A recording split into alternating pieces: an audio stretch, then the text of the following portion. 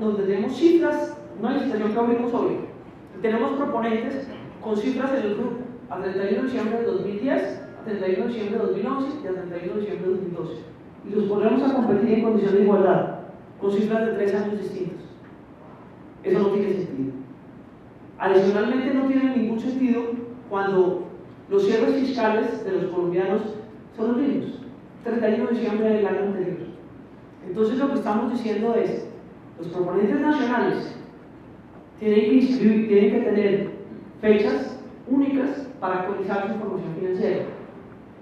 Los 5 primeros días del mes de abril de cada año deben actualizar su información financiera del grupo.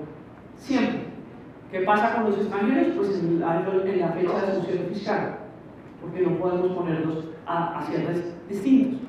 Y ahí evitamos la situación que tenemos hoy en día de requisitos habilitantes, gente que dice que cumple con los requisitos habilitantes a fechas completamente distintas.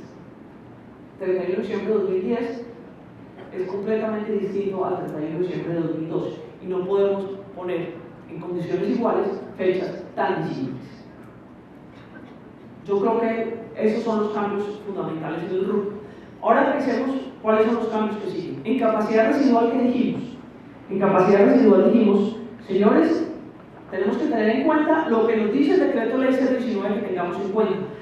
Que no tiene mucho sentido tener en cuenta la lista de los contratos. De acuerdo, eso es algo que vamos a revisar en la ley. Pero eso está en el decreto ley 019, no podemos hacer nada en el decreto. Todos han dicho, muchísimos han dicho, y muchos economistas han dicho, eso es una locura, esa lista de contratos no va a conducir a nada, esa cosa de los saldos, ¿qué hacemos?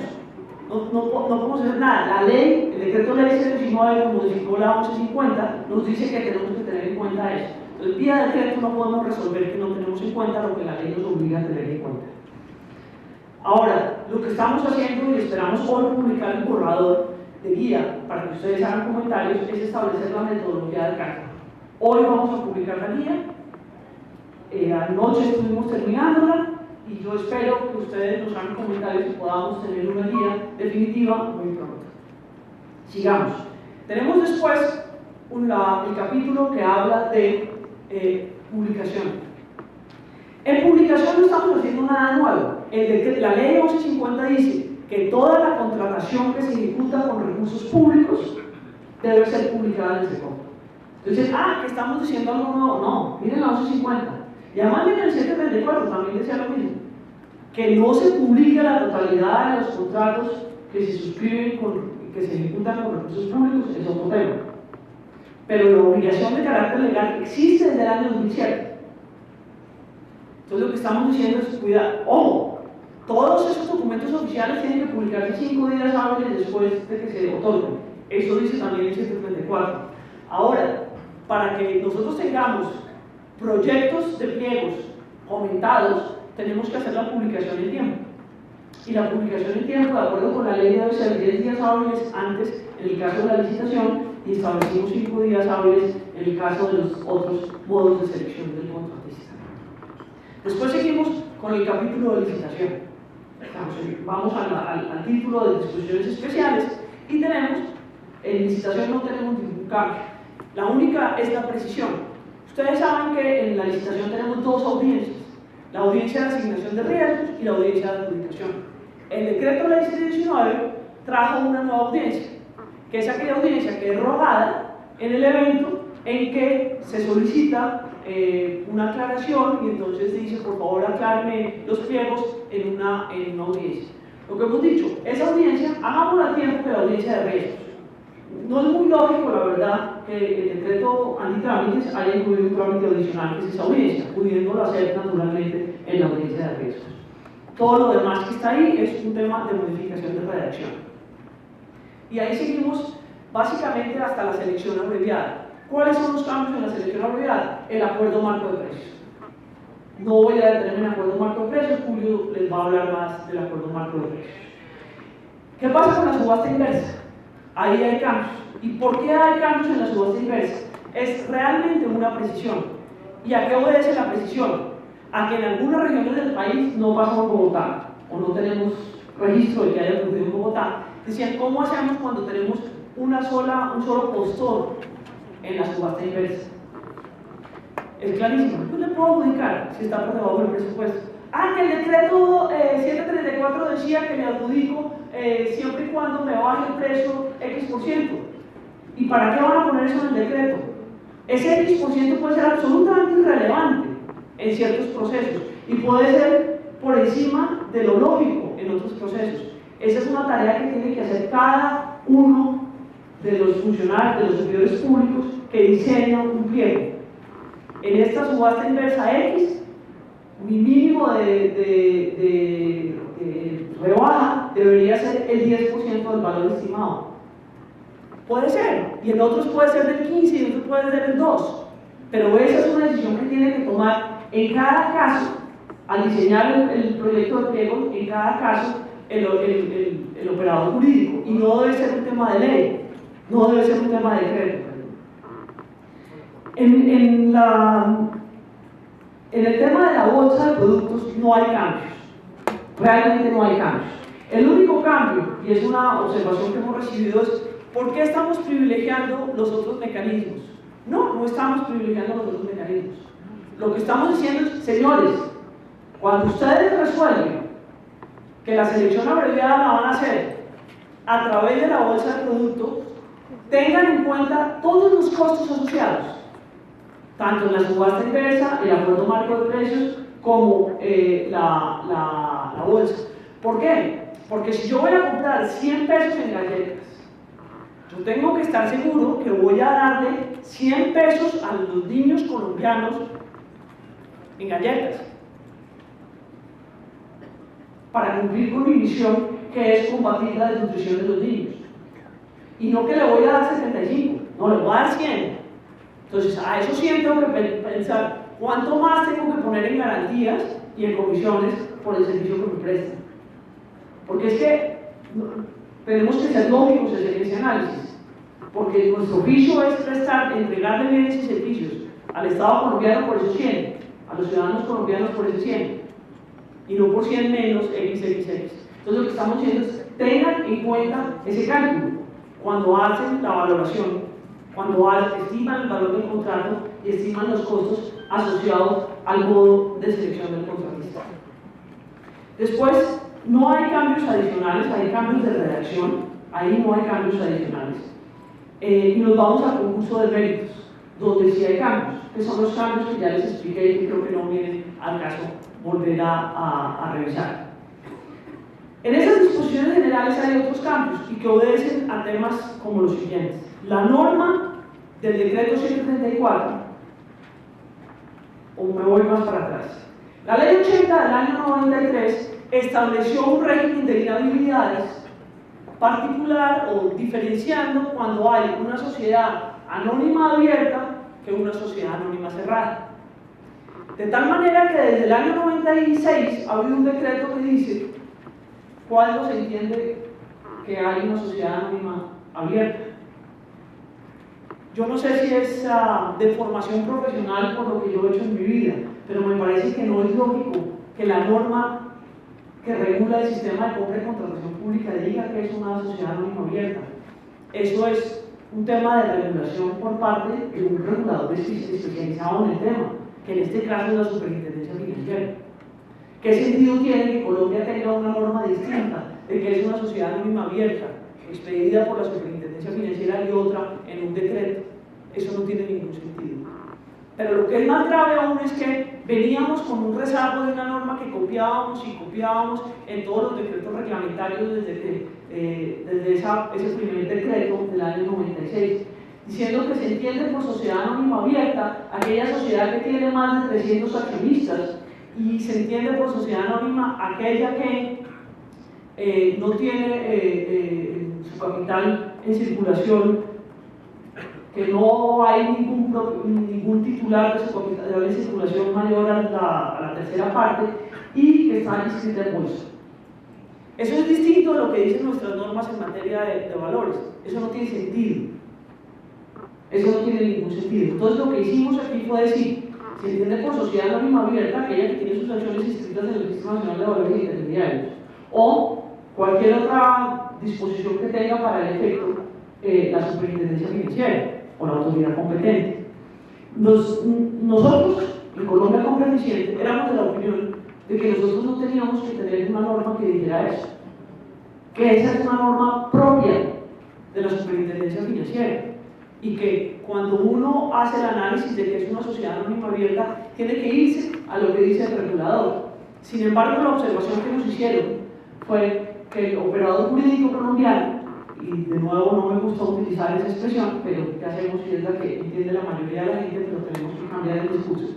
Es decir, que quien aplica las normas del sistema de contratación, que no es un operador jurídico, porque también lo aplica el financiero, el que hace análisis de mercado, el que tiene la necesidad de comprar bienes y servicios. Bueno, que esa persona que aplica la norma del sistema de la compra y contratación pública debe referirse, nos decían, que está acostumbrado a encontrar esa norma y entonces es mejor tenerla, y por eso la incluimos. Pensaría que ahí no hay otros cambios de ningún tipo. Digamos, son normas, lo que hicimos fue revisar las normas del 134, hacer la revisión desde el punto de vista de la redacción e incorporarlas ahí. Nos vamos entonces a las garantías. En las garantías sí tenemos cambios. Yo les he hecho esta pregunta en varios escenarios ya. ¿Alguno de ustedes ha recibido como garantía endoso de títulos valores? Yo estoy muy contenta de que nunca he visto una mano que se levante. Y esa pregunta la he hecho ya en muchos sitios. ¿Y por qué? Porque yo quiero saber cuál es el galimatías en el que se ve el Estado colombiano para hacer efectiva esa garantía.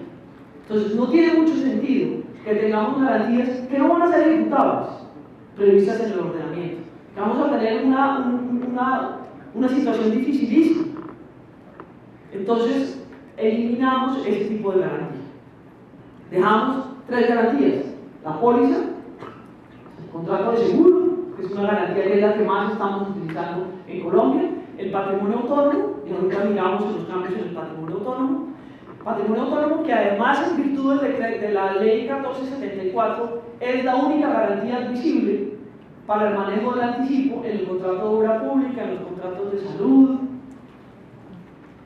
y la garantía bancaria, que es cierto, la garantía bancaria no se ve muy a menudo, siendo la garantía más eficiente, diría yo sin lugar a dudas, pero también la más costosa. Pero la garantía bancaria es una garantía que se utiliza muchísimo cuando el proponente es extranjero y no tiene una historia larga de actividades en Colombia. Entonces es una garantía que sí se usa, que no se usa con una gran frecuencia, pero que sí se usa, y es una gran garantía. Es una garantía que creo es importantísima de tener en cuenta. ¿Cuál fue el cambio? El cambio grande en el tema del patrimonio autónomo. Y los que son abogados y han trabajado en el sector financiero coincidirán muy fácilmente conmigo. Decir que tenemos un patrimonio autónomo o un contrato de fiducia o un patrimonio autónomo es como decir que tenemos un portátil o un laptop. Estamos hablando de lo mismo. Estamos hablando exactamente de lo mismo. Patrimonio autónomo es la institución jurídica que nace como consecuencia de la celebración de un contrato de fiducia. Entonces, hablar de O nos va a generar problemas. Y nos ha generado problemas grandes en las regiones. ¿Por qué? Porque en oportunidades han entendido de que lo que estamos hablando es un encargo fiduciario. Y evidentemente con el encargo fiduciario no le estamos dando garantía alguna al Estado colombiano. Entonces, esa precisión la hicimos. Tuvimos unos cambios que yo creo que no vale la pena entrar en detalle en relación con la suficiencia de las garantías, para tener claridad de que vamos a poder conseguir garantías cuando estamos hablando de contratos de montos grandes y que sean garantías suficientes para el objeto del seguro. Yo diría que ahí están los cambios. Algunos me van a decir, ojo, pero cuando estamos hablando de anticipos, ustedes ya no están diciendo que el anticipo se tiene que consignar en una cuenta especial. Yo les quiero decir que con la población desbancarizada que hay en Colombia, que es muy grande, eso no tiene ningún sentido cuando tengo anticipo en una obra pública de un municipio de categoría 5 o 6. Lo único que hacemos es invitar a que hagan un poquito de trampas en la ejecución de ese contrato. La persona que diseña los pliegos tiene que decidir qué quiere hacer. Si va a pagar un anticipo, en obra pública ya sabemos que tenemos que ir al patrimonio autónomo. Si vamos a hablar de la prestación del servicio de aseo y cafetería, y el alcalde resolvió válidamente que era importante darle un anticipo para que comprara una serie de implementos para prestar el servicio de aseo y cafetería a su municipio, que tuviera unos termos, que tuviera, para que comprara una serie de cosas, unas hornillas, una cocina, cualquier cosa. Si le pedimos a que esa persona natural generalmente tenga una cuenta, lo que vamos a hacer es subir el precio del contrato, o posiblemente lo que vamos a hacer es utilizar a alguien de fachada que no es finalmente el contratista, una persona que está bancarizada. ¿Qué sentido tiene hacer eso? Lo que estamos diciendo es, usted persona que está diseñando los pliegos, usted persona que está diseñando el contrato, si resolvió válidamente entregar un anticipo, diga cómo se tiene que manejar, pero no tengamos en el decreto una sola forma de manejar el anticipo, sino usted diga exactamente cómo quiere. Si quiere una cuenta especial para eso, hágalo. Si lo que quiere es una garantía, hágalo. Pero establezca usted qué es lo que tiene que hacer y no digamos en el decreto qué es lo que tiene que hacer. Vamos pues a las partes finales del decreto. Acuerdos comerciales e incentivos a la MIPYME. En los acuerdos comerciales, ¿qué fue lo que hicimos? Cuando tenemos acuerdos comerciales, tenemos TLC. El TLC se aprueba con una ley de la República de Colombia. No tenemos por qué probar la ley no hay que probarla, la ley está ahí. Entonces, esas personas que prestan bienes o servicios, que entregan bienes o prestan servicios, y que son de esos países con los cuales Colombia tiene TLC, pues hay que darle trato nacional, punto. Y no tenemos que probarla porque es una ley de la República. Ahora, aquellos países que dicen que les debemos reconocer el trato nacional porque nos dan trato nacional en sus países de origen, en ese caso lo que necesitamos es que la Cancillería así nos lo diga. Y en ese momento Colombia Coeficiente publica ese documento en el SECOP. Ahora, que cuando hay dudas, para eso el Ministerio de Comercio Exterior y Colombia Coeficiente pueden ayudar a la Cancillería a hacer los estudios que sean necesarios hacer en cada una de esas oportunidades. Vamos entonces a los incentivos a la mediana y pequeña industria. En el decreto 734 había una división entre PYME y MIPYME, división que no trae la ley, división que no traen los acuerdos comerciales. En consecuencia, nosotros lo que dijimos es, no, estamos hablando de incentivos para la MIPYME en términos generales. ¿Para qué tenemos divisiones? Creamos divisiones y rangos que no trae la ley. Toda aquella licitación por debajo de $125.000 es susceptible de estar limitada a la participación de MIPYMES. De MIPYMES, sin que PYME, no, de MIPYMES en términos generales. ¿Que por qué decimos que eso lo deben solicitar 3 MIPYMES que tengan más de un año de existencia? Estoy de acuerdo, no me gusta, porque no estamos fomentando suficiente las MIPYMES, porque cuando ya cumplieron un año, ya tienen una historia importante, pero ¿qué hacemos si la ley así lo dice? E incluso en borradores nuestros, si ustedes ven, nosotros no teníamos el tema del año de existencia. Sin embargo, nos dijeron pilas, la ley lo exige, van a tener un problema con el decreto si no dicen que con MIPYMES que tengan una vida superior a un año. Eso es básicamente el cambio que tiene esa parte del decreto. Y llegamos finalmente a las obligaciones que tiene Colombia Coeficiente como principal en términos económicos y como regulador.